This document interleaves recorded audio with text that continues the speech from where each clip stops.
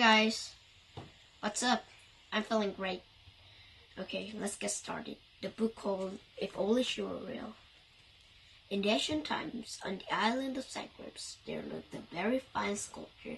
His name was Pygmalion. Pygmalion made beautiful statues out of marble. He sold the statues to rich people.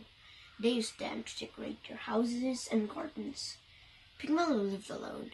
His mother often said, "Pygmalion, why don't you get married? I want some grandchildren." "All right, mother, I'll look around," he replied glumly. Pygmalion looked everywhere for a wife, but he could not find one he liked. Some were too tall, others too short. Some were too fat, others too thin. Some were too smart, others too stupid. Some had bad breath, others were too much perfume. Finally, Pygmalion said to his mother, "I can't find a woman that I liked, so I've decided never to get married. I'll live alone and work hard. I'll spend the rest of my life making and selling statues." Pygmalion's mother was very sad. Now she'll never have grandchildren. In the middle of Pygmalion's dusty studio stood a large block of white marble. He picked up his hammer and chisel. Starting at the bottom of the marble, he sculpted two delicate feet. Then he made the legs, calves and knees, thighs and hips. Then he carved the body, the arms and hands, and finally the face and hair. He looked at the statues and smiled. This was the perfect woman. Just for fun, he kissed the statue on her lips. Her lips were cold and hard. "Too bad," he said. Over the next few days, he thought more and more about the statues. Every time he passed it, he said to himself, "If only she were real." He decided to give her a name. I called her Galatea. Galatea stood in the corner of his studio and seemed to watch him as he worked. The more time he spent near her, the more he thought about her. He even went so far as to buy her a long golden dress. At the jeweler, he found a beautiful string of pearls. He brought it home to put around Galatea's neck. He bought delicate sandals for her feet and ruby rings for her fingers. She began to look more and more like a real woman. One day, he bought Galatea a tiny singing yellow bird in a beautiful cage. He brought it home to his studio. "Here, Galatea, this is for you," he said. "My goodness," he realized, "I'm talking to the statues." But as he worked, he talked to Galatea more often. It was as if she were keeping him company. He looked forward to see her in the morning when he came down to work. He sat to live at night when he came down to bed. In fact, she could not bear to be waiting for her. The truth is, she was falling in love with her.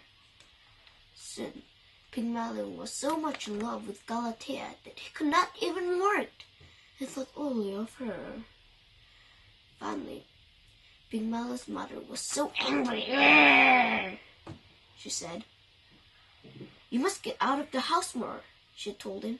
Next day was the big festival of Aphrodite. "Why don't you go?" The day of the festival was bright and warm. The streets were filled with jugglers and acrobats, food sellers and musicians. In the park was the huge shrine built for the goddess Aphrodite. In front of the shrine burned a fire. People brought many gifts for Aphrodite and laid them at the shrine. Pygmalion knew that Aphrodite was the goddess of the love. Without thinking, he dropped to his knees. He clasped his hands. "Dear goddess Aphrodite," he cried, "I know you will understand my suffering. I am madly with love with the statues. Please, Aphrodite, send me a woman as beautiful and wonderful as my statues." Finally, the flame surged high in the sky. Then the fire was quiet again. Slowly, Pygmalion headed for her room. Galatea stood in the corner of his studio. Today, she seemed to be waiting for him. Pygmalion went to kiss her lips. "What's this?" Her lips were warm and soft. He was so surprised he staggered backwards. He looked up at her and could not believe his eyes. She was smiling down at him. You're alive!" he stammered. Aphrodite had not only answered Pygmalion's prayer, she had done something even better.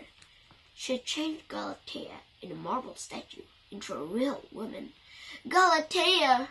Pygmalion shouted and threw his arms around her. Galatea shyly and threw his arms around her. "I have loved you all this time," she murmured, "just as you have loved me." A week later, Pygmalion and Galatea were wedding in a beautiful something like wedding. It was a great day for all, especially Pygmalion's mother. "Finally," she said happily, "I'll have some grandchildren. Bye-bye, guys. Good day."